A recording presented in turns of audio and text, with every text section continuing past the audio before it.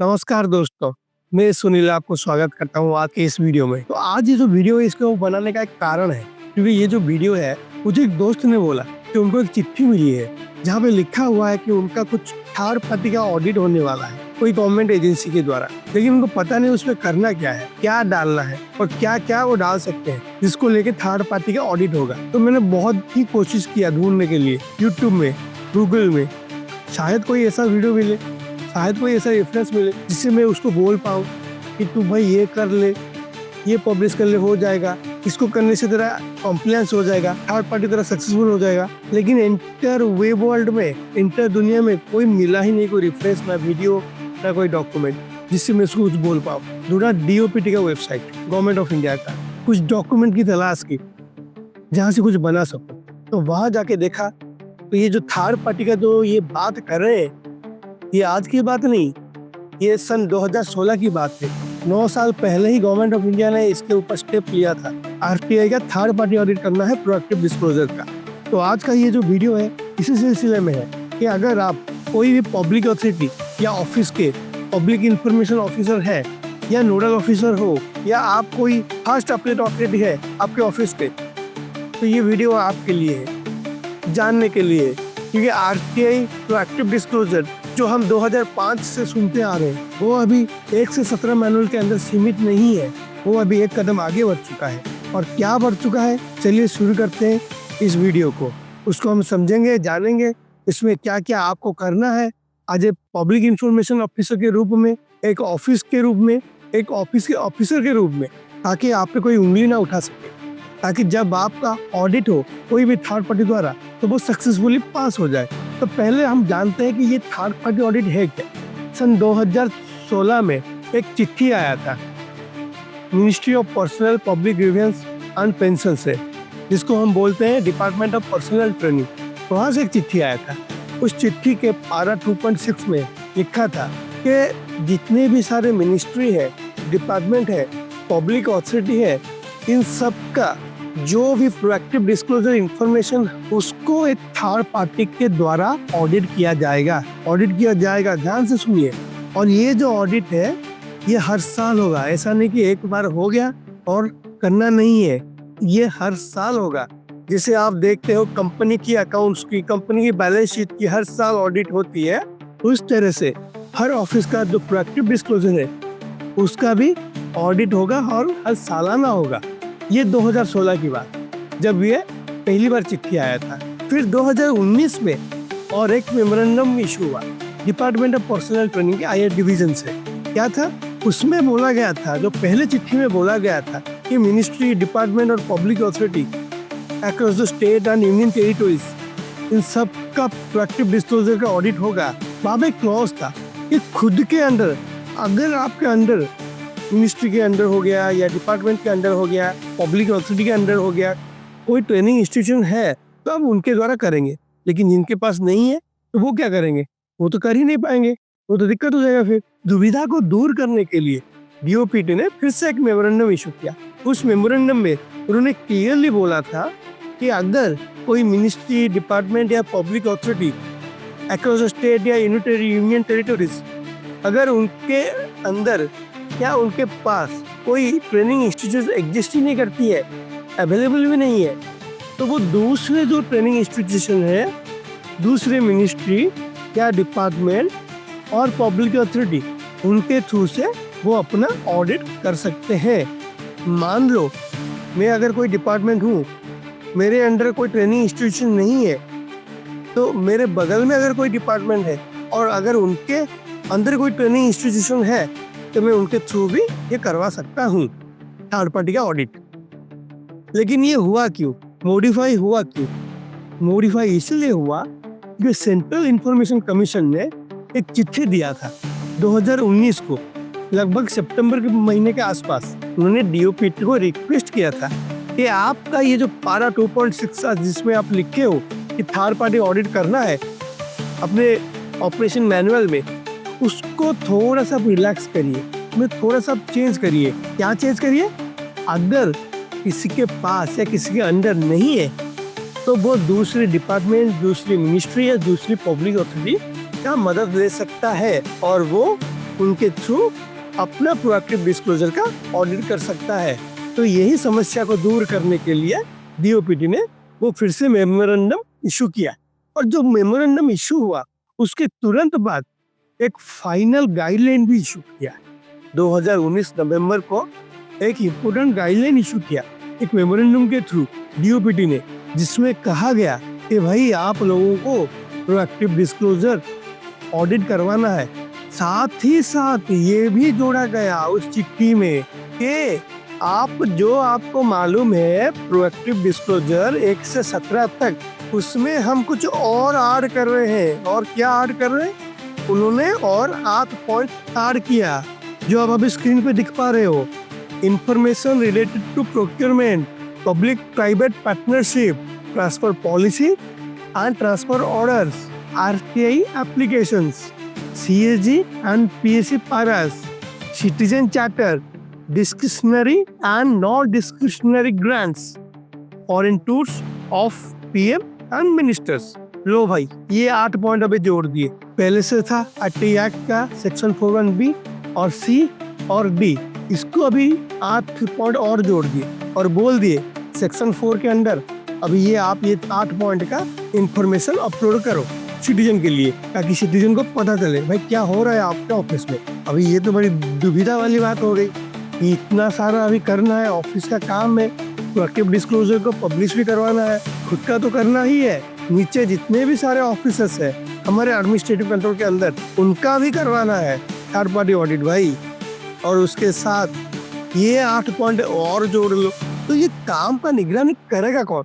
PIO, जो जिसको हम बोलते हैं पब्लिक इंफॉर्मेशन ऑफिसर या फास्ट अपीलेट अथॉरिटी, उनका तो भाई पहले से RTI में एंगेजमेंट है। एक का काम है RTI एप्लीकेशन को देखना, दूसरे का काम है RTI फास्ट अपील को देखना, तो फिर इसको कौन देखेगा? तो इसके लिए वही सर्कुलर में वो बोले हैं गाइडलाइन में कि भाई आप एक नोडल ऑफिसर अपॉइंटमेंट करो जो मिनिस्ट्री या डिपार्टमेंट लेवल में not below the rank of joint secretary होना चाहिए। अगर आपका ऑफिस कोई हेड ऑफिस के तहत आता है तो not below the rank of additional director, उनको भाई डिक्लेयर करना पड़ेगा एज ए नोडल ऑफिसर। उनका काम क्या होगा? नोडल ऑफिसर का काम होगा वो खुद तो अपने ही ऑफिस का देखेंगे कि भाई ठीक ठाक से सब कुछ अपडेट या अपलोड हुआ है या नहीं हुआ है। उसके साथ उनके नीचे भी जितने सारे ऑफिसर्स है, अटैच्ड ऑफिसर्स है, लाइन ऑफिसर्स है, उनका भी सही से अपलोड हुआ है या नहीं, पब्लिश हुआ है या नहीं, RTI के कॉम्प्लायंस हुआ है या नहीं, सारा चीज वो ही नोडल ऑफिसर ही देखेंगे। जो हम इस वीडियो में अभी समझे, पहले तो 8 पॉइंट और जोड़ दिया गया। दूसरा चीज, ये सारा निगरानी करने के लिए और एक नोडल ऑफिसर को भी गवर्नमेंट ऑफ इंडिया ने बोला है भाई अपॉइंट करो, अपने ऑफिस में अपॉइंट करो। और ये कोई ऑप्शनल काम नहीं है दोस्तों, ये मैंडेटरी है। ये जो सर्कुलर है ना, ये सबके लिए एप्लीकेबल है, मिनिस्ट्री से लेके स्टेट गवर्नमेंट तक, गवर्नमेंट ऑफ इंडिया से लेके स्टेट गवर्नमेंट तक, सबके लिए कंपल्सरी है। ऐसा नहीं कि भाई हम नहीं करेंगे, नहीं भाई करना पड़ेगा। कैसे क्या हम इंफॉर्मेशन बनाएंगे, डिटेल में कैसे समझेंगे, तो सारा चीज क्या है धीरे धीरे हम आपको वीडियो के तरीके से समझाएंगे। अगर आप चाहते हो कि जितने भी 8 पॉइंट्स हैं उनको हम बारीकी में समझाएं, तो वीडियो को फॉलो करते रहना। हर पार्ट में हम एक वीडियो लाएंगे जिससे आपका हर डाउट क्लियर होगा। वो 8 पॉइंट को हम कैसे कंप्लेन करें ताकि हमारा जो थर्ड पार्टी ऑडिट है वो सक्सेसफुली पास आउट हो जाए। दोस्तों, अभी आपकी स्क्रीन में यह जो दिखाई दे रहा, यह DOPT के द्वारा इशू किया गया गाइडलाइन, जिसमें सातरिये से कहा गया है कि भाई आप लोग जितना भी प्रोक्योरमेंट और टेंडर कर रहे हो वह सारा चीज को आप पब्लिश करो, चाहे वह कोई भी सेरिफ्स हो या गुड्स हो। उसके साथ अभी यह भी बताना पड़ेगा कि कहां से आप खरीद रहे हो, कौन आपको दे रहा है, इसका लागत कितना है, इसका एक्सपायरी डेट कब है। यह सारा चीज आपको अभी प्रोएक्टिव डिस्क्लोजर के अंदर पब्लिश करना है। लेकिन यहाँ पर सबसे बड़ा दिक्कत यह आता है, कैसे इसका सारा चीज हम बनाएंगे और इसका मेथड क्या होगा। तो इक्र मत करो दोस्तों, आज का जो वीडियो है वह आप लोगों के लिए ही है। उसको आप लोग कैसे बनाओगे वह आज हम आपको बताएंगे। चलिए देखिए, अभी जो स्क्रीन में आपको अभी दिखाई दे रहा है उसमें लगभग 7 कॉलम है, और पहले जो कॉलम है उसके अंदर है प्रोक्योरमेंट का नाम है। अगर हम कोई चीज को प्रोक्योर कर रहे हैं तो उसका कोई नाम होगा ना। जैसे अगर आप इंजीनियरिंग क्षेत्र की बात कर ले, या इंजीनियरिंग की कोई ऑफिस की बात कर ले, या कंप्यूटर का परचेज हुआ, या फिर आपका सिस्टम का परचेज हुआ, तो जो भी चीज आप प्रोक्योरमेंट कर रहे हो, चाहे वह आपका गुड्स हो या सर्विस हो या मैन पावर हो या अलमारी हो, चाहे जो भी हो, आप सबको इस प्रोक्योरमेंट के फास्ट कॉलम में नाम देकर डालना है।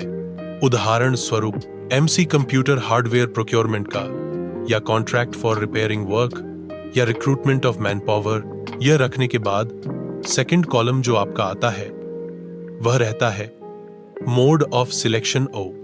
यह जो है वह कंपलसरी है। यहां पे आपको लिखना है कि आप किस मोड में यह प्रोक्योरमेंट को एग्जीक्यूट कर रहे हैं, जैसे कि जेम पोर्टल, सीपीपीपी या नॉमिनेशन करके किए हो तो यहां पर डालिएगा। इसका कारण है आप जो प्रोक्योरमेंट या टेंडर किए हैं वो किस माध्यम से हुआ है। और उसके बाद आता है आपको वर्क ऑर्डर का नंबर। जो वर्क ऑर्डर का डॉक्यूमेंट किए हो फाइनल होने के बाद एक वर्क ऑर्डर तो इशू हुआ होगा ना, तो वह जो वर्क ऑर्डर इशू कर रहे हैं उसका नंबर वहां पर डालना है।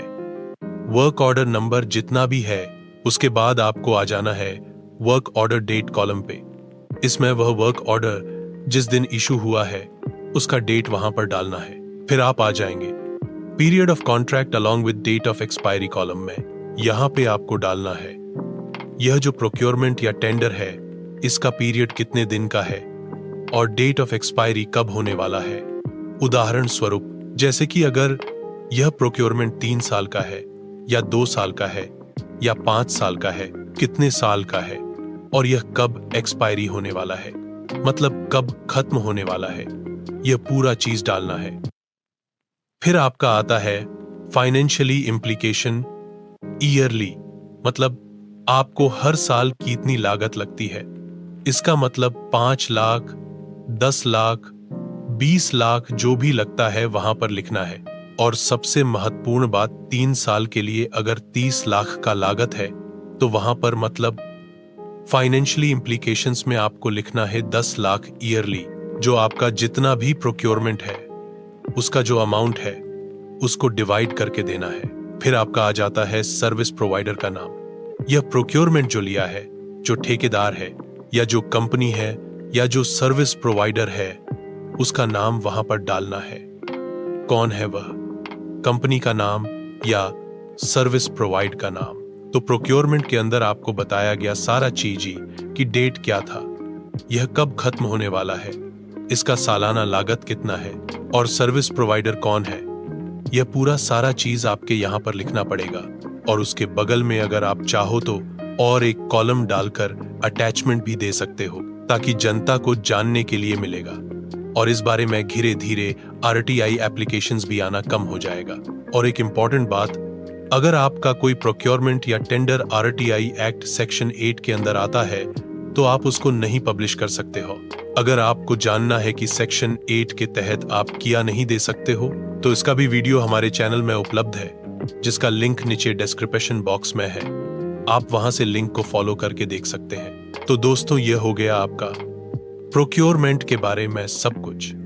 आपको किया डालना है, कैसे डालना है। अगर आपको कोई और जानकारी चाहिए या कोई डाउट है तो आप वीडियो के कमेंट में हमें लिखिए। लिखने के बाद हम आपके द्वारा उठाए गए डाउट के ऊपर वीडियो लाएंगे और कोशिश करेंगे हर हद तक आपकी डाउट को क्लियर करने की। वह दूसरा पॉइंट जो है उसका नाम है पब्लिक प्राइवेट पार्टनरशिप। बहुत सारे ऑफिसेस, बहुत सारे डिपार्टमेंट, गवर्नमेंट के इंस्टीट्यूशंस कोई ना कोई प्राइवेट कंपनी के साथ मिलकर कुछ ऐसा काम करते हैं जिसे जनसाधारण या सिटीजन को बेनिफिट होता है। उदाहरण के तौर पर आप देखिएगा, कहीं पर कोई वाटर का टैंक लगा हुआ है और उसको स्पॉन्सर किया है कोई फलना कंपनी, तो कहीं पर पेड़ सब लगाया गया है और उसका ब्रांडिंग हो रहा है कोई प्राइवेट कंपनी के नाम से। आपके मन में सवाल आता होगा, जब आप यह सब देखते होंगे प्रॉपर्टी तो गवर्नमेंट की है, लेकिन यह सब एडवर्टाइजमेंट कंपनी के नाम पर कैसे लग रहे हैं, गवर्नमेंट के प्रॉपर्टी को कैसे यह लोग यूज कर रहे हैं। तो मैं बोल दूं, यहां पर भाई साहब यह खुद ब खुद कोई कंपनी कुछ नहीं कर पा रहे हैं। उन्होंने वकायदा गवर्नमेंट से परमिशन लिया है कि भाई हम यह रास्ते पर पेड़ लगाएंगे जिससे कि रास्ते पर चलने वाले मुसाफिर को बैठकर आराम करने का मौका मिलेगा। यहाँ पर गवर्नमेंट का भी फायदा है और जो प्राइवेट कंपनी ये कर रही है इसमें उसका भी फायदा है, क्योंकि उसका ब्रांड का प्रमोशन हो रहा है। यह कोई भी कंपनी फ्री में तो कुछ करेगी नहीं ना, तो इसलिए यह प्राइवेट पार्टनरशिप का जो प्रोग्राम है उसको बोला जाता है पब्लिक प्राइवेट पार्टनरशिप। कई कॉलेज में आप देखते होंगे कि कई प्राइवेट कंपनी के पार्टनरशिप से कोई कोर्स को ऑफर किया जा रहा है। उसमें स्टूडेंट का भी फायदा है, गवर्नमेंट का भी फायदा, और सरकार तो हमेशा ही चाहेगी जहां पर उनके लोगों का फायदा है वहां पर वह अपना ध्यान देंगे। तो यह जो पब्लिक प्राइवेट पार्टनरशिप यह कुछ ऐसा ही है जहां पर फायदा गवर्नमेंट को भी होता है, क्योंकि उनके जनता को बेनिफिट होता है। तो ये जो पब्लिक प्राइवेट पार्टनरशिप प्रोग्राम किया जा रहा बहुत सारे डिपार्टमेंट के द्वारा, ऑफिस के द्वारा, उसको लेकर गवर्नमेंट ऑफ इंडिया ने बोला है कि आप लोग जो भी कर रहे हो उसको पब्लिकली डिस्क्लोज करो, सामने लाओ, ताकि सब जान पाए क्या क्या हो रहा है। अगर आप पब्लिक प्राइवेट पार्टनर्स में कुछ काम कर रहे हो तो क्या वह काम है, यह एग्रीमेंट कब हुआ था, कौन से दिन तक यह काम जारी रहेगा, कंपनी का नाम, प्रोजेक्ट का नाम, सारा चीज आपको पब्लिश करना है। ऐसा नहीं कि आप खुद से कोई एग्रीमेंट साइन करके कोई कंपनी के द्वारा उसको पब्लिक प्राइवेट पार्टनरशिप का नाम दे दोगे और उस एरिया में पता भी नहीं चलेगा भाई क्या हो रहा है, और फंड कंसेशन वह सभी कहा जा रहा है। इसलिए सरकार ने बोला भाई क्या किया है वह पब्लिक प्राइवेट पार्टनरशिप में अगर आप कुछ कर रहे हो तो क्या कर रहे हो। चलिए अभी देखते हैं इसके अंदर आप क्या क्या रखोगे। तो अभी जो आप स्क्रीन पर देख रहे हो पब्लिक प्राइवेट पार्टनरशिप का फॉर्मेट स्क्रीन, तो इसमें आएगा प्रोजेक्ट का नाम, फाइल नंबर, एग्रीमेंट डेट, कब से कब तक उसकी वैलिडिटी, और कंपनी कौन है। धीरे धीरे करके सारा चीज को हम समझते हैं। तो पहले शुरू करते हैं प्रोजेक्ट नाम से। अभी जो आपके द्वारा पब्लिक प्राइवेट पार्टनरशिप का काम चल रहा है वह प्रोजेक्ट का नाम क्या है, वह प्रोजेक्ट का नाम को हमको वही डालना है ताकि सबको समझ आए कि अच्छा यह प्रोजेक्ट का काम चल रहा उनके एरिया में आपके ऑफिस के द्वारा। और उसके बाद दूसरा कॉलम मो फाइल नंबर लिखना है। फाइल नंबर इसलिए क्योंकि जो पब्लिक प्राइवेट पार्टनरशिप का काम होता है वह एक फाइल के द्वारा ही प्रोसेस होता है और प्रोसेस होने के बाद वह फाइनल होता है। यह गवर्नमेंट और प्राइवेट दोनों के ही म्यूचुअल अंडरस्टैंडिंग में ही किया जाता है। तो यह जो पब्लिक प्राइवेट पार्टनरशिप का काम है, जिस फाइल के माध्यम से प्रक्रिया हुआ है या अप्रूवल हुआ है, आपको वह फाइल का नंबर यहां पर डालना है। फिर आपका आता है एग्रीमेंट डेट। आपका ऑफिस जिस दिन कोई पीपीपी एग्रीमेंट साइन किया होगा वह डेट को यहां पर डालना है। कौन से दिन में यह एग्रीमेंट साइन हुआ था, ताकि लोगों को पता चले यह एग्रीमेंट किस दिन किस महीने में साइन हुआ था। तो यहां पर हमको एग्रीमेंट डेट लिखना है। उसके बाद आपका आता है वैलिडिटी फ्रॉम डेट से टू डेट, मतलब ये जो एग्रीमेंट साइन हुआ है कब से कब तक वैलिडिटी है उसका। यह तो अनंत समय के लिए नहीं है ना, इसका भी एक वैलिडिटी रहता है। वैसे ही यह जो एग्रीमेंट है वह कब से कब तक वैलिडिटी है, ताकि लोगों को पता चलेगा यह जो पानी का सप्लाई, पानी का फैसिलिटी लगाया गया है चलते लोगों के लिए, तो यह 5 साल से 6 साल तक यह ऐसे ही मिलेगा, या 5 साल 6 साल के बाद यह पानी मिलना बंद हो जाएगा। और आखिर में आपका आएगा कंपनी का नाम। आप यह जो एग्रीमेंट साइन किए हो यह कौन से कंपनी के साथ किए हो, और वह कंपनी का नाम भी आपको डालना होगा ताकि लोगों को पता चले यह जो काम चल रहा है सरकार कौन सी कंपनी के साथ मिलकर यह काम कर रही है। समझ में आया दोस्तों? अभी सरकार ने बोला है तो यह सब भी डालना पड़ेगा, इसलिए तो लेटर में एडिशनल इंफॉर्मेशन लिख दिया है प्रोएक्टिव डिस्क्लोजर के अंदर, ताकि लोगों को ज्यादा से ज्यादा सूचना मिल सके और जो आरटीआई एप्लीकेशन आने का संख्या है वह धीरे धीरे कम हो सके। तो यह हो गया आपका पब्लिक प्राइवेट पार्टनरशिप का इंफॉर्मेशन। आप किस तरीके से बनाएंगे और उसमें क्या क्या रखेंगे, आप यह वीडियो को एक बार पूरा देख लीजिएगा। देखने के बाद अगर कहीं पर कुछ भी समस्या आए या डाउट हो तो हमको कमेंट बॉक्स में लिखिएगा और हम कमेंट पढ़कर आपका डाउट के ऊपर फिर से वीडियो बनाएंगे। तो आज हम बात करेंगे डीओपीटी के द्वारा जो गाइडलाइन इश्यू हुआ है उसमें यह भी बोला गया है कि आप लोग जितना भी आरटीआई एप्लीकेशंस और आरटीआई फास्ट अपील्स रिसीव करते हो उसका भी डिटेल शेयर करो। तो उसमें हम क्या क्या रखेंगे इस सिलसिले में आज बात करेंगे। तो अभी आप स्क्रीन पे देख पा रहे हो RTI एप्लीकेशन का एक फॉर्मेट। तो पहले आपका आ जाएगा एप्लीकेशन रिसिप्ट। आप एक साल में, एक फाइनेंशियल ईयर में कितना RTI एप्लीकेशन रिसीव करते हो। आप दो तरीके से RTI एप्लीकेशन रिसीव करते हो। एक आपका होता है डायरेक्ट जब सिटीजन आपको देता है, और दूसरा क्या होता है अगर कोई दूसरे ऑफिस से आपके पास ट्रांसफ़र होकर कोई एप्लीकेशन आता है।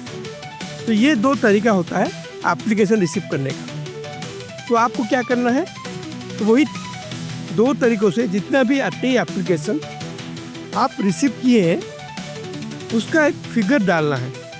फॉर एग्जाम्पल ट्रांसफ़र होने के बाद हमारे पास जो एप्लीकेशन आया है और डायरेक्टली सिटीजन से जो एप्लीकेशन आया है, दोनों मिला के इस साल हम टोटल 100 एप्लीकेशन रिसीव किए हैं। और उसके बाद आपका आता है एप्लीकेशन ट्रांसफ़र। हमारे पास जो एप्लीकेशन रिसीव हुआ है 60, 70, 80, 90 जितना भी, उसमें कुछ एप्लीकेशंस ऐसे होते हैं जो हमको रिलेट नहीं करता है, कोई दूसरे ऑफिस को रिलेट करता है। लेकिन ज़्यादातर सिटीजन को मालूम नहीं होता है कि ये एप्लीकेशन X ऑफिस को नहीं है रिलेट, ये Y ऑफिस को है। तो वो भेज देता है हमको। तब हम क्या करते हैं, RTI गाइडलाइन के थ्रू वो एप्लीकेशन को हम दूसरे ऑफिस को, मतलब जिस ऑफिस को ये इंफॉर्मेशन रिलेट करता है, हम वहाँ पे उसको ट्रांसफ़र कर देते हैं। तो यहाँ पे हमको डालना है कि हमने कितने एप्लीकेशन ट्रांसफ़र किया है दूसरे ऑफिस को। और उसके बाद आता है इंफॉर्मेशन सप्लाई। हम जितने भी एप्लीकेशन रिसीव किए हैं, चाहे वो दूसरे ऑफिस से ट्रांसफ़र होके आया हो या खुद हम डायरेक्टली रिसीव किए हो सिटीजन से, ट्रांसफ़र होने के बाद हम एक साल में कितने एप्लीकेशन डिस्पोज किए हैं या सप्लाई किए हैं, सिटीजन को इंफॉर्मेशन सप्लाई किए हैं। और उसके बाद जो पॉइंट रहेगा एप्लीकेशन रिजेक्टेड का, हमारा RTI एप्लीकेशन ट्रांसफ़र होने के बाद और सप्लाई होने के बाद कुछ ऐसा भी एप्लीकेशन होता है जहाँ पे ID प्रूफ मिसमैच रहता है, या कोई बंदा बोलता है कि मैं BPL कार्ड होल्डर हूँ लेकिन वो BPL कार्ड नहीं देता है, और कहीं पे वो बोलते हैं कि पैसे दिए हैं लेकिन वो एक्चुअली में जब हम बाद में देखते हैं वो पैसा नहीं दिए हैं। तो ऐसा ही कुछ केसेस में, या कोई ऐसा एप्लीकेशन आता है जो सेक्शन 8 के अंदर कुछ इन्फॉर्मेशन होता है जो हम नहीं दे सकते हैं, तो वो एप्लीकेशन को हम रिजेक्ट करते हैं। तो कितने एप्लीकेशन हम उस साल रिजेक्ट किए हैं तो उसका फिगर वहाँ पर डालना है एप्लीकेशन रिजेक्टेड में। और आखिर में हमारा आएगा एप्लीकेशन पेंडिंग। उस साल हम RTI एप्लीकेशन ट्रांसफ़र करने के बाद, इंफॉर्मेशन सप्लाई करने के बाद और एप्लीकेशन रिजेक्ट करने के बाद जितना हमारा आउटस्टैंडिंग रहा एप्लीकेशन जो उस फाइनेंशियल ईयर में हमने क्लोज नहीं किया, तो उसका एक फिगर हमको देना है कि हमारा जब दूसरा ईयर स्टार्टिंग होने के बाद हमारा ये रहा एप्लीकेशन का आउटस्टैंडिंग का फिगर, जहाँ से कैरी फॉरवर्ड होके शुरू होता है। तो इस तरह से हम पब्लिश कर सकते हैं RTI एप्लीकेशन का सारा स्टैटिस्टिक फिगर। डिटेल नहीं लिखना है आपको, सिर्फ फिगर दे देना है, ठीक है। और उसके बाद क्या आता है आपका RTI फर्स्ट अपील। अभी जो आप स्क्रीन पे देख रहे हो ये RTI फर्स्ट अपील। जैसे हमारे RTI एप्लीकेशन में है वैसे ही RTI फर्स्ट अपील में हम कितना RTI फर्स्ट अपील रिसीव किए, पहले तो आप लोगों को सबको मालूम होगा। आपके जानकारी के लिए मैं फिर से बोल देता हूँ RTI फर्स्ट अपील है क्या। जब कोई सिटीजन हमारे द्वारा दिए गए इंफॉर्मेशन से खुश नहीं है, या उसको लग रहा है हम जो इंफॉर्मेशन दिए हैं वो सफिशिएंट नहीं है, या हम किसी मजबूरी के कारण या काम के सिलसिले में 30 दिन के अंदर इंफॉर्मेशन अगर उसको सप्लाई नहीं कर पाए, तो वो सिटीजन क्या करता है, फर्स्ट अपील फाइल करता है। हर ऑफिस में जो फर्स्ट अपीलेट अथॉरिटी होते हैं उनके पास वो फर्स्ट अपील फाइल करता है। तो ये जो फर्स्ट अपील है इसी का फिगर यहाँ पे डालना है। जिस तरह से हम RTI एप्लीकेशन का फिगर डाल लेते हैं उस तरीके से RTI फर्स्ट अपील का भी फिगर डालना है। तो फर्स्ट अपील हम कितना रिसीव किए हैं और फर्स्ट अपील कितना डिस्पोज हुआ है, क्योंकि जब हमको कुछ फर्स्ट अपील आता है तो हम उसको हियरिंग करके डिस्पोज करते हैं, तो वो फिगर यहाँ पे डालना है। और कितने फर्स्ट अपील को हम रिजेक्ट किए हैं, जहाँ पे कोई डॉक्यूमेंट मिसमैच हो गया या पैसा नहीं दिया है, कोर्ट फी देना चाहिए था कोर्ट फी नहीं दिया है, अगर कोई फर्स्ट अपील को हम रिजेक्ट किए हैं तो उसको वहाँ पे डालना है। और आखिर में हमको दिखाना है कि कितना फर्स्ट अपील हमारा पेंडिंग है। ये सब मिलाने के बाद कितना फर्स्ट अपील हमारा पेंडिंग है हमको लास्ट में वो फिगर शो करवाना है। फिर से बोल देते हैं आपको, कितना फास्ट अपील रिसीव हुआ, कितना फास्ट अपील डिस्पोज हुआ, कितना फास्ट अपील रिजेक्ट हुआ और कितना फास्ट अपील पेंडिंग रहा। तो ये फिगर हमको यहाँ पे डालना है ताकि हमारे ऑफिस में जितना भी आरटीआई एप्लीकेशन रिलेटेड या अपील रिलेटेड जो भी लोग का क्वेरी था वो सारा चीज वो देख पाए। आरटीआई देखो, ये जो चीज है RTI application appeal, RTI fast appeal, ये पहले से ही आप एनुअल रिपोर्ट में बना रहे होंगे। आप एनुअल रिपोर्ट में जो बनाते होंगे वही फिगर को हम यहाँ पे डाल सकते हैं। हमको यहाँ पे कुछ ज्यादा नया कुछ नहीं करना है। जो एनुअल रिपोर्ट का फिगर है जो हम सालाना बनाते हैं तो उसको यहीं पे हमको डालना है और कुछ नहीं करना है। तो इसमें भी एक एग्जम्पशन है कि हम जो डिटेल्स शेयर करेंगे उसमें कोई पर्सनल इंफॉर्मेशन नहीं रहना चाहिए। किसी बंदे का कौन मांग रहा है ये वो सारा चीज़ नहीं रहना चाहिए, ये वो फिर गलत हो जाएगा।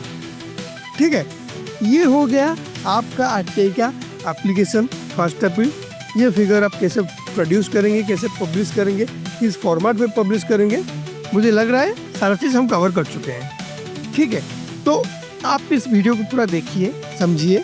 अगर कहीं पे डाउट हो रहा है तो हमसे कमेंट के जरिए बात करिए, हम कोशिश करेंगे आपके डाउट को सॉल्व करने की।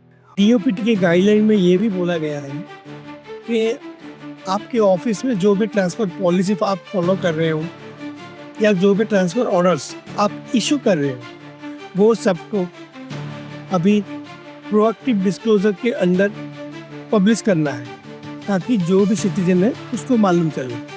तो ये जो transfer policy and transfer orders है उसको हम पब्लिश कैसे करेंगे। ये पॉलिसी वो चीज़ है जिसको फॉलो करके हम ऑर्डर्स इशू करते हैं। तो पहले तो हमको ट्रांसफ़र पॉलिसी के बारे में जो भी जानकारी है हमारे ऑफिस में उपलब्ध उसको हमको पहले पब्लिश करना है और उसके बाद जो ट्रांसफ़र का जो ऑर्डर्स है उसको हमको पब्लिश करना है ताकि लोगों को पता चले कि हमारे ऑफिस में ये ट्रांसफ़र पॉलिसी को हम फॉलो करते हैं और यही ट्रांसफ़र पॉलिसी को फॉलो करके हम ये सब ट्रांसफ़र ऑर्डर्स इशू किए हैं ताकि लोगों को दिक्कत ना हो जानने के लिए अगर ये ट्रांसफ़र ऑर्डर्स इशू हुआ है तो कौन से पॉलिसी को फॉलो करके ये इशू हुआ है।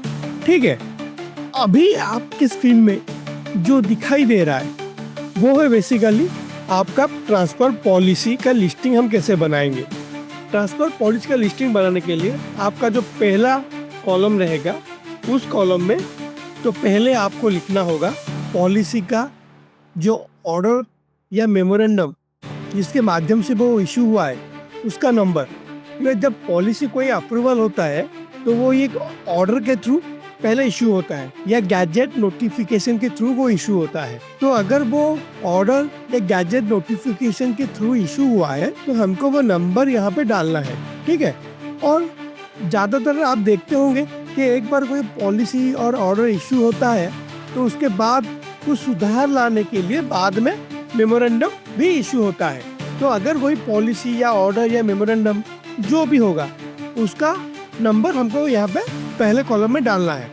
फिर दूसरा जो कॉलम है उसके अंदर हमको डालना है ऑर्डर या मेमोरेंडम या आपका जो भी हो उसका डेट।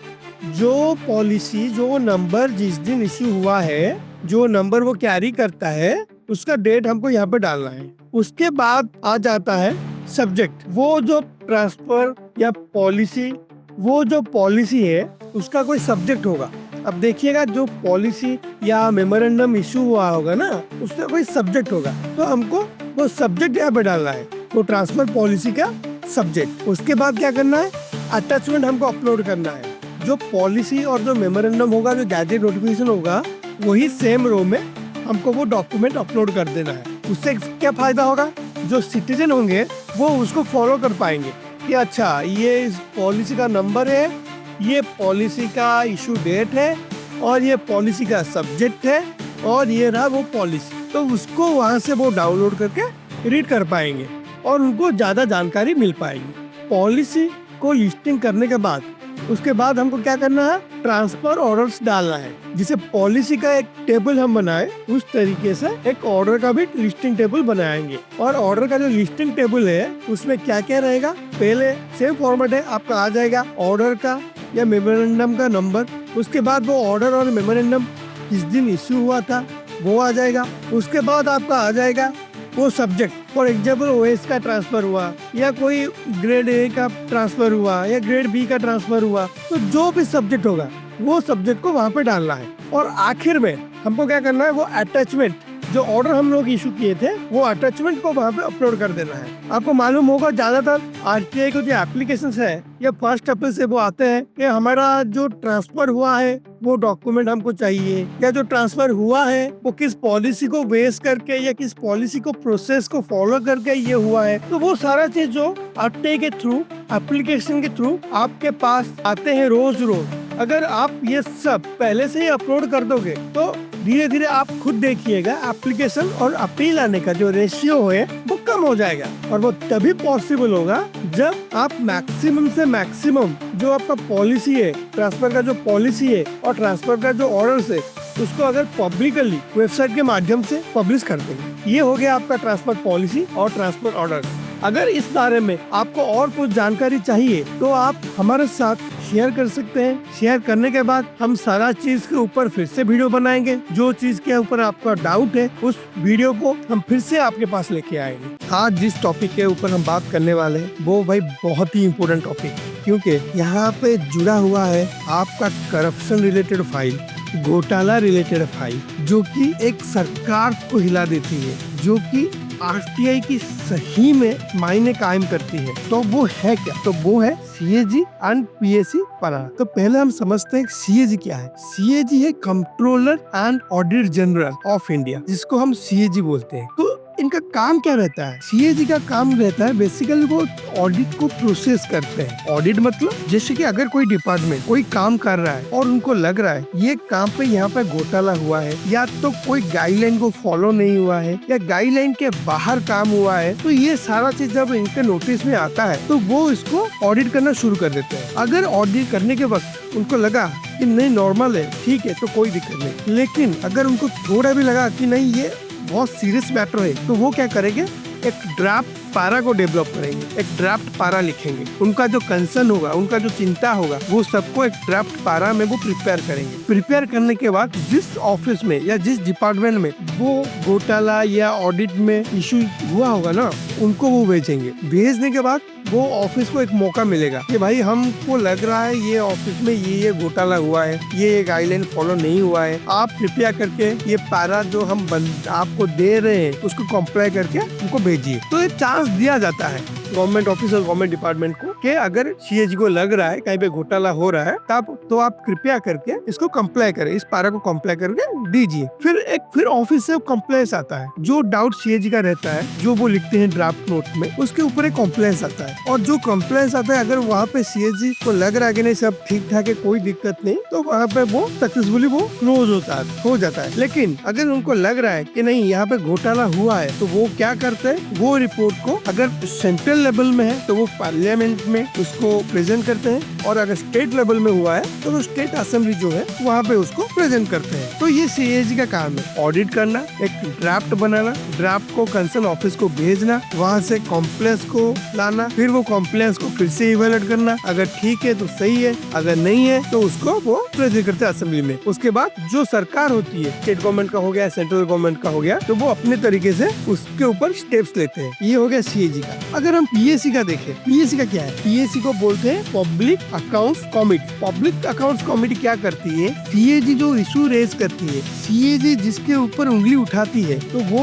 ऑडिट पारा को पीएसी फिर देखती है, रिव्यू करती है, क्या इरेगुलरिटीज हुआ है, क्या कंसर्न है, गवर्नमेंट पैसा कहाँ कहाँ खर्चा कर रही है, क्या पैसा बर्बाद हो रहा है, तो वो सारा चीज पीएसी फिर ऑब्जर्व करती है। पीएसी ऑब्जर्व करने के बाद वो रिपोर्ट को वो पार्लियामेंट हाउस में या असेंबली में फिर प्रोड्यूस करते हैं, जहाँ पे डिस्कशन होता है, चर्चा होता है। अगर कहीं सरकार गलत तरीके से कुछ काम कर रही है तो वहाँ पे वो बंद होता है। तो ये पीएसी सीएजी का पारा है। तो लेकिन जो डीओपीटी ने बोला कि आप लोगों को पब्लिश करना है सीएजी पीएसी का पारा, तो इसका कोई परफेक्ट फॉर्मेट नहीं है। तो हम आप लोगों के के लिए कुछ बनाया है। अगर आप चाहें तो इस तरीके से ये बना सकते हैं। तो अभी आप जो स्क्रीन पे देख पा रहे हो, तो पहले आपका आता है IR नंबर। जो पारा होता है वो एक नंबर के थ्रू मेंटेन होता है, IR का नंबर, तो उसको आपको लिखना है। दूसरे में जो पारा का नंबर, पारा पार्ट 1 हो सकता है, पार्ट 2 हो सकता है, जो भी पारा का नंबर है उसको वहाँ पर लिखना है। फिर ये जो आया है CAG से, तो किस बारे में है, इसका सब्जेक्ट क्या है, किस सिलसिले में ये वो डाउट क्रिएट कर रहे हैं, किस सिलसिले में उनको लग रहा है कि नहीं घोटाला हुआ है, क्या हुआ है, वो सारा चीज को लिखना है। और जो पारा है वो आपके ऑफिस से कंप्लाइन हो चुका है या अभी भी पेंडिंग है। अगर कंप्लाइन हो चुका है तो आपको यस लिखना है, अगर अभी भी पेंडिंग है तो उसको आज इट इज पेंडिंग लिखना है या नो लिखना है। और बाद में आपको लिखना है कि ये कहाँ से रिसीव हुआ है, CAG के थ्रू से रिसीव हुआ है या PSC के थ्रू से रिसीव हुआ है, ये सारा चीज लिखना है। और आप जब ये बनाओगे या पब्लिश करोगे तभी एक चीज आपको ध्यान रखना है कि अगर CAG का कोई पारा या कोई ऐसा इंफॉर्मेशन है जो इंटीग्रिटी, सिक्योरिटी, स्ट्रेटेजिक और साइंटिफिक इकोनॉमिक इंटरेस्ट के राज्य और देश के बीच में आ रहा है, तो आप उसको नहीं पब्लिश कर सकते हो, क्योंकि देश का सुरक्षा पहले है। तो हमेशा ये चीज याद रखना जब भी आप कोई इंफॉर्मेशन पब्लिश करो कि देखना कि सेक्शन 8 को वो वायलेट ना कर रहा हो। तो CAG, PSC जो चीज है उसको सरकार चाहती है कि लोगों को पता चले कि क्या क्या काम हो रहा है, कहाँ कहाँ पे सरकार ने उंगली उठाई है और उंगली उठाने के बाद क्या क्या चेंजेस हुआ है। ये सरकार भी चाहती है, CAG भी चाहती है, PSC भी चाहती है। अगर 1 रुपया कहीं पे खर्चा हो रहा है तो वो सही तरीके से खर्चा हो, लोगों का पैसा लोगों के पास जाए, प्रॉपर गाइडलाइन के थ्रू और प्रॉपर चैनल के थ्रू इसको फॉलो किया जाए, ताकि ट्रांसपेरेंसी और करप्शन फ्री राज्य और देश बने। ठीक है, तो ये हो गया आपका CAG और PSC का पारा। उसको आप कैसे बनाओगे, कैसे लिखोगे, और लिखने के वक्त सेक्शन 8 को कोई दिक्कत ना हो उस तरीके से आप देखना। तो आप इस वीडियो को देखिएगा पूरा। देखने के बाद अगर मन में कोई सवाल आए तो कमेंट बॉक्स में लिखिए। आज हम बात करने वाले हैं सबसे रोमांचक, सबसे पसंदीदा और सबसे बेहतरीन टॉपिक, ये है सिटीजन चार्टर। जो चीज सिटीजन के लिए है उसको हमको बताने में ना मजा ही कुछ अलग आता है। देखो, आप और मैं, हम आम इंसान है, हम इंतजार करते रहते हैं सरकार कोई नया चीज लाए हमारे लिए, कोई नया स्कीम्स लाए, कोई नया प्रोग्राम लाए जिससे हमको कुछ बेनिफिट हो, कुछ फायदा हो। लेकिन कुछ लोगों को पता चलता है, कुछ लोगों को पता नहीं चलता है। फॉर एग्जाम्पल, अगर आयुष्मान कार्ड कैसे बनता है कुछ लोगों को पता है, कुछ लोगों को पता नहीं है। अगर आप कोई छोटा बिजनेस करना चाहते हो, एक कंपनी कैसे शुरू होता है, उसका प्रोसेस क्या है, उसके लिए कितना पैसा लगता है, तो कुछ सिटीजन को पता होता है, किसी को पता नहीं होता है। तो इसमें गलती सरकार की नहीं है, जो सरकार तो ला रही है। गलती कहाँ पे हो रही है कि जिस ऑफिस के द्वारा इसको रोल आउट किया जा रहा है वो ऑफिस कई तरीके से उसको प्रमोट या हाईलाइट नहीं कर पा रही है, जिसकी वजह से हम लोगों को पता नहीं चल रहा है ये कौन सा स्कीम है, क्या है, क्या करना है। तो इसी को हाईलाइट करने के लिए DOPT ने बोला है सारे पब्लिक अथॉरिटीज को, सारे गवर्नमेंट के डिपार्टमेंट ऑफिसर्स को, कि भाई आप अपना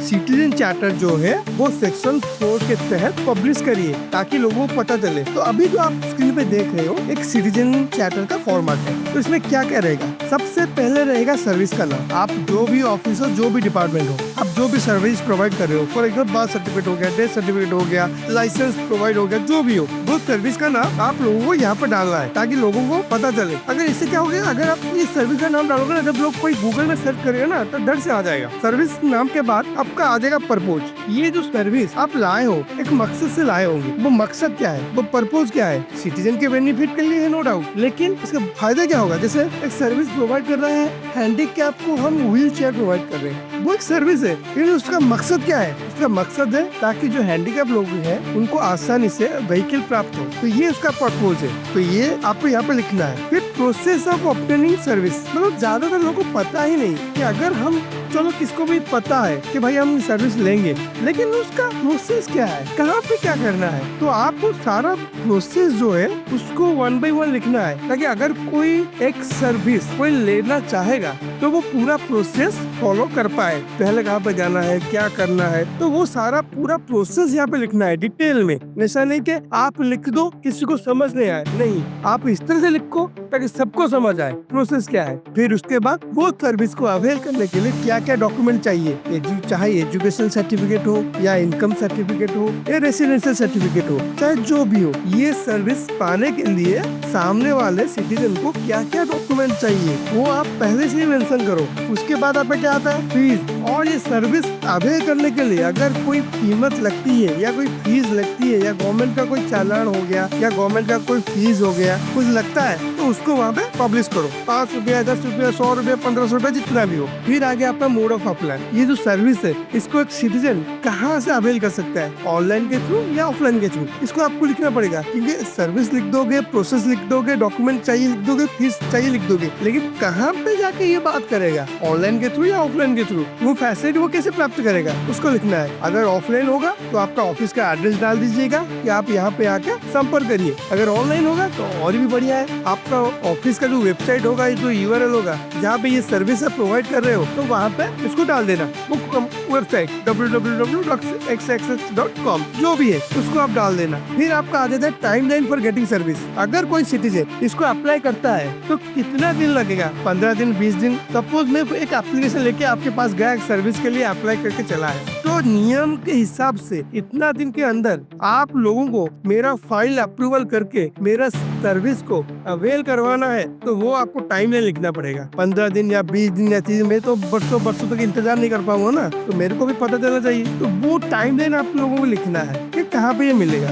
ये लिखने के बाद सबसे आखिर में और सबसे इम्पोर्टेंट चीज होता है whom to contact। अगर कोई सिटीजन एक सर्विस के लिए अप्लाई किया है तो वो कहाँ पे जाके किससे मिलेगा, उसका नाम क्या है, उसका डेजिग्नेशन क्या है, उसका कॉन्टैक्ट नंबर क्या है, उसका ईमेल आईडी क्या है। ये सारा चीज को आपको पहले से ही सामने वाले को बताना पड़ेगा, ताकि जब अगर सर्विस में डिले हो रहा है या सर्विस में कोई दिक्कत आ रहा है तो वो जाके उससे बातचीत कर पाए, उसका समस्या का समाधान मिले। तो ये सबसे इम्पोर्टेंट है, इतना याद रखना कि ये जो सिटीजन चार्टर है ना, लोग इसको ही देखेंगे। बहुत सारे बंदे हैं जो इन सर्विस में कंटिन्यूटी में है, उनका सपोर्ट चाहिए। बहुत सारे बंदे ऐसे हैं जो अभी तक कोई सर्विस अवेल नहीं किए हैं, उनको पता नहीं, तो उनको वो सर्विस चाहिए। तो इसीलिए ये जो सिटीजन चार्टर का जो है इंफॉर्मेशन सेक्शन 4(1) में गवर्नमेंट में अभी इन्वॉल्व किया है, तो इसको कंपलसरी डालना और जितना डिटेल हो सके उतना डिटेल में डालना। और आप खुद देखिएगा धीरे धीरे आरटीआई एप्लीकेशन आने का जो रेशियो है वो कम हो जाएगा। तो ये वीडियो को आप पूरा देखिए, जितने भी सिटीजन है सबको शेयर करिए, उनको बोलिए कि वो अपने नजदीकी ऑफिस में जाए, उनको बोले कि भाई आप सिटीजन चार्टर अपलोड करो, सिटीजन चार्टर को पब्लिश करो, ताकि हमको पता चले आपके ऑफिस के द्वारा हम लोगों को क्या क्या सर्विसेज सब मिल रहा है। तो जितना हो सके वीडियो को लाइक करो, शेयर करो और सब्सक्राइब करो, ताकि दुनिया में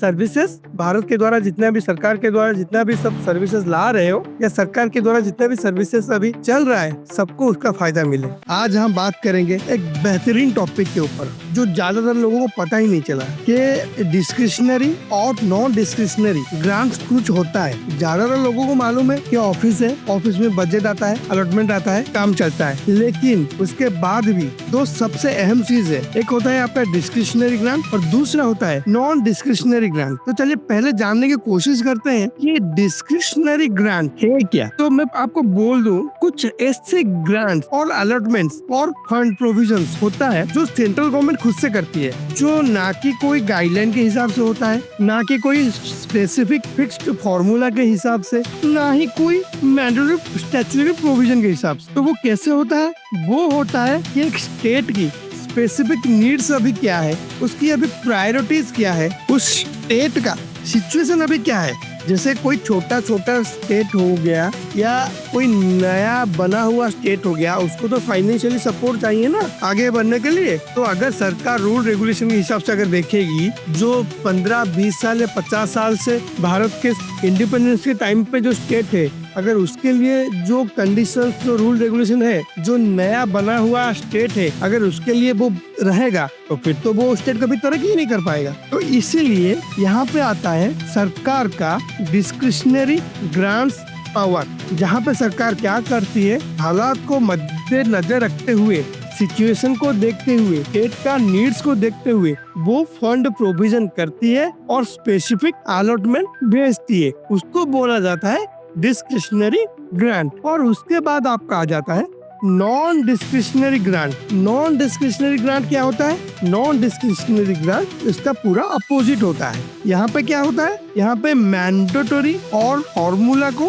फॉलो करके ग्रांट दिया जाता है। यहाँ पे सरकार अपने हिसाब से एक पैसा भी खर्चा नहीं कर पाएगी या अलॉटमेंट नहीं दे पाएगी। अगर कोई रूल रेगुलेशन है, कोई स्टेट उसको फॉलो कर रहा है, तो उस रूल रेगुलेशन के तहत सेंट्रल गवर्नमेंट को, स्टेट गवर्नमेंट को पैसा एलोकेट करना पड़ेगा। और ये जो पैसा एलोकेट होता है वो स्टेट को होता है, कोई ट्राइब्स को होता है या कोई स्पेसिफिक टेरिटोरीज को होता है, ताकि वो आगे बढ़ने का जो मदद चाहिए उनको वो यहाँ से मिल सके, इसीलिए पहले से ही इसको फिक्स किया गया हुआ है कि ये रूल है, ये रेगुलेशन है। अगर कोई स्टेट या कोई ट्राइब या कोई टेरिटोरीज इसके अंदर आता है तो वो एलिजिबल होता है और इसको सरकार रख भी नहीं पाएगी। ये ग्रांट को सरकार को अलाउ करना है और देना ही पड़ेगा। यहाँ पे सरकार अपने हिसाब से नहीं कर पाएगी, क्योंकि अपने हिसाब से जो कर पाएगी वो पहले वाले में था डिस्क्रिशनरी ग्रांट में। लेकिन नॉन डिस्क्रिशनरी ग्रांट में जो सरकार का जो रूल है, रेगुलेशन है, जो गाइडलाइन है, जो फॉर्मूला है, जो अलॉटमेंट का जो मेथड है, अप्रोच है, उसको अगर कोई स्टेट फॉलो कर रहा है तो उसको देना पड़ेगा। समझ गए? तो इसको मैं पहले इसीलिए समझाया कि अगर आप लोग पहले समझोगे नहीं कि ये डिस्क्रिशनरी और नॉन डिस्क्रिशनरी ग्रांट है क्या, अब आप इंफॉर्मेशन कैसे प्रिपेयर करोगे, इंफॉर्मेशन बनाओगे कैसे? क्योंकि डीओपीटी ने तो बोल दिया है कि आपको ये डालना है, उसमें ये भी आता है डिस्क्रिशनरी नॉन डिस्क्रिशनरी ग्रांट्स। लेकिन वो है कि आपको तो पहले समझना पड़ेगा ना,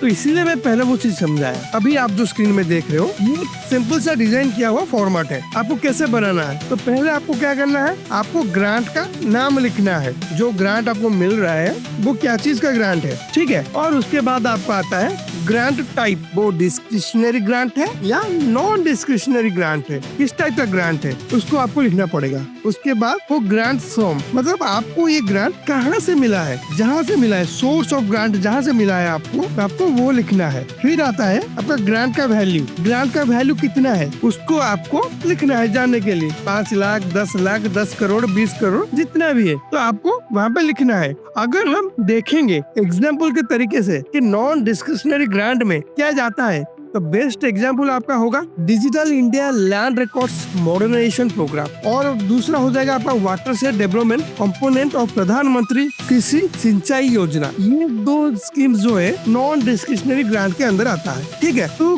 लिस्ट देखने के बाद अभी आपके स्क्रीन में जो आ रहा है उसको हम बोलते हैं एग्जेम्प्टेड कैटेगरी के अंदर जो आता है। मतलब अगर कोई इंफॉर्मेशन या कोई ग्रांट सेक्शन 8 से लेके 11 के अंदर आता है और वो इम्पैक्ट करता है उस क्लॉज को, तो आप नहीं दे सकते हो, कोई दिक्कत नहीं। ये भी आपको ध्यान में रखना पड़ेगा। तो जो भी ग्रांट्स है सेंट्रल गवर्नमेंट का स्टेट को दिया जाता है वो सब या तो डिस्क्रिशनरी होता है या नॉन डिस्क्रिशनरी होता है। तो हम लोगों को यहाँ पे जो ग्रांट्स है उसको वहाँ पे डालना है। जैसे आप लोग सुने होंगे नॉन गवर्नमेंट कॉलेजेस या ब्लॉक ग्रांट कॉलेजेस, मतलब ये नॉन डिस्क्रिशनरी ग्रांट के अंदर आता है, क्योंकि वो कुछ सर्टेन पैरामीटर्स को कॉम्प्लाई करते हैं, उस मेथड को फॉलो करते हैं, इसलिए उनको ब्लॉक ग्रांट दिया जाता है। हो गया आपका डिस्क्रिशनरी और नॉन डिस्क्रिशनरी ग्रांट कैसे हम इंफॉर्मेशन प्रिपेयर करें और पब्लिश करें। आज हम बहुत ही रोमांचक टॉपिक लेके आए हैं। आप लोग देखते होंगे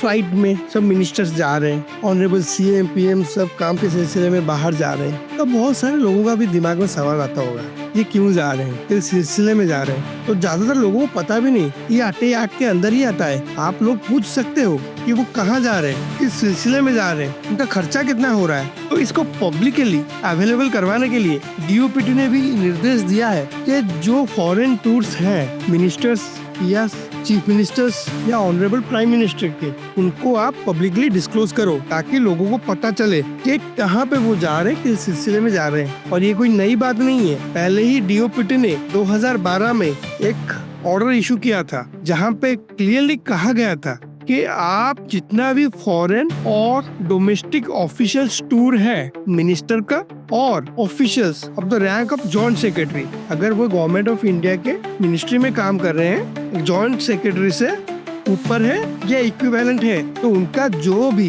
डोमेस्टिक या फॉरेन टूर है उसको आप पब्लिकली डिस्क्लोज करो। और उसके साथ अगर आप हेड्स ऑफ डिपार्टमेंट में भी काम कर रहे हो तो भी वो पब्लिश होगा। ये जनवरी कब से लागू किया गया है? 1 जनवरी 2012 से। मैं फिर से रिपीट कर रहा हूँ, अगर आप डिपार्टमेंट में काम कर रहे हो मिनिस्ट्री में, तो आपका फॉरेन और डोमेस्टिक जितना भी टूर होगा वो पब्लिकली डिस्क्लोज किया जाएगा। मिनिस्टर्स का भी, ऑनरेबल चीफ मिनिस्टर का भी, ऑनरेबल प्राइम मिनिस्टर का भी। ये 2012 से ही गाइडलाइन इशू हुआ है, लेकिन ज्यादा लोगों को मालूम नहीं था। तो इसके ऊपर एम्फसाइज करके डीओपीटी ने हाल ही में अभी किया है कि भाई लोग, आप जो भी टूर्स प्रोग्राम कर रहे हो या आपके ऑफिस के द्वारा स्पॉन्सर किया जा रहा है वो सबको आप डिस्क्लोज करो। बस इतना ही वो बोले हैं। लेकिन अभी जो ये डिस्क्लोज करना है, कैसे इसको डिस्क्लोज करना है, रहा है उसका तो कोई फॉर्मेट होगा ना। यहाँ पे तो नहीं डालना है कि कितना किलोमीटर विजिट किए, कितना तेल गया, कितना क्या गया, उसका एक स्पेसिफिक फॉर्मेट होगा। क्या फॉर्मेट होगा? तो अभी आपकी स्क्रीन में जो आ रहा है यहाँ पे लिखा हुआ है foreign tours of prime ministers, CM, ministers. इसमें पहले रहेगा आपका नेचर ऑफ ऑफिशियल टूर।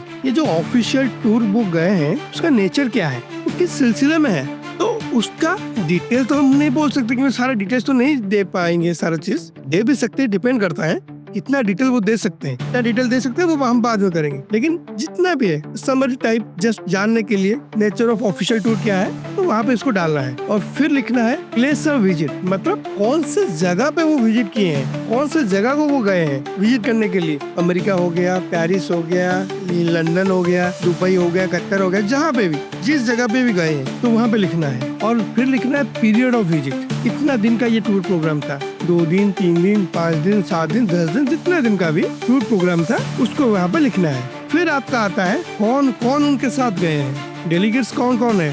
जो सीएम होते हैं, वो मिनिस्टर होते हैं, वो अकेले नहीं आते हैं, वो अपने साथ डेलीगेट्स या आईएएस ऑफिसर्स या ओएस ऑफिसर्स को लेकर जाते हैं काम के सिलसिले में। तो कौन कौन वो डेलीगेट्स हैं तो उनका नंबर यहाँ पे डालना है। Number of people include in that delegates, मतलब आपको नाम नहीं लिखना है, बस नंबर डाल देना है, 4, 5, 6 कितने डेलीगेट्स यहाँ पे गए हैं। और उसके बाद आपको दिखाना है ये जो टूर प्रोग्राम हुआ था इसके लिए कितना उनका खर्चा हुआ, 1 लाख, 10 लाख, 5 लाख, जितना भी खर्चा हुआ ये टूर प्रोग्राम जो आप स्पॉन्सर किए थे उसको यहाँ पे लिखना है। अगर हम एग्जाम्पल के तरीके से देखें, इन्वेस्ट इंडिया का सपोज एक प्रोग्राम हो रहा है, उस सिलसिले में मिनिस्ट्री से फाइनेंस मिनिस्टर गए थे तो वहाँ पे लिख सकते हैं meeting regarding investment Orissa, meeting regarding investment India. तो प्लेस ऑफ विजिट दुबई, वो लिख सकते हैं। पीरियड ऑफ विजिट 7 दिन, नंबर ऑफ पीपुल 10 जन, 12 जन, जितने भी, टोटल कॉस्ट 7 लाख, 8 लाख, पूरा सिंपल है। इसको कोई पब्लिश नहीं कर रहा है लेकिन इसको अभी करना पड़ेगा, ये गवर्नमेंट से इंस्ट्रक्शन आया है और गवर्नमेंट ने तो बोला है जॉइंट सेक्रेटरी से, गवर्नमेंट ने तो बोला है जॉइंट सेक्रेटरी से पब्लिश करने के लिए, जो जॉइंट सेक्रेटरी है उस लेवल से पब्लिश करने के लिए।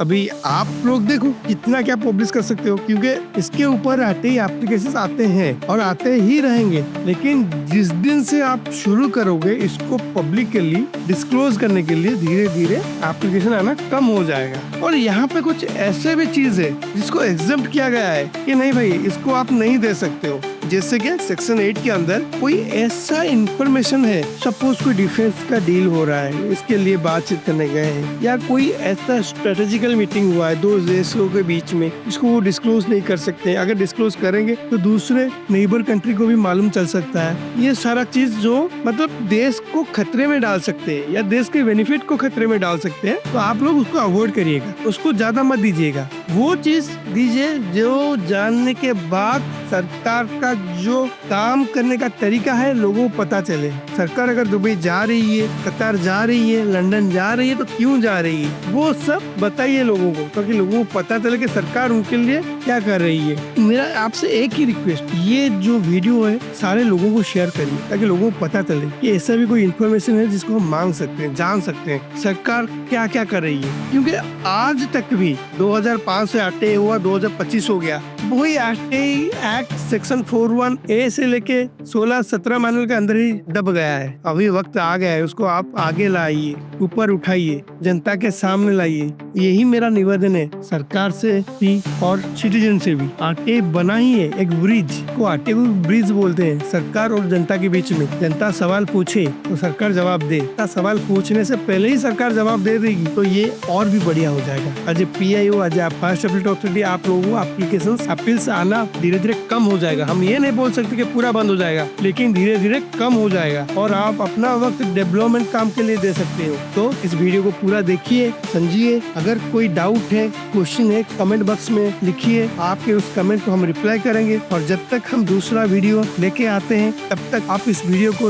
लाइक करिए, शेयर करिए, सब्सक्राइब करिए और हमको दुआ देते रहिए। और तब तक धन्यवाद। जय हिंद।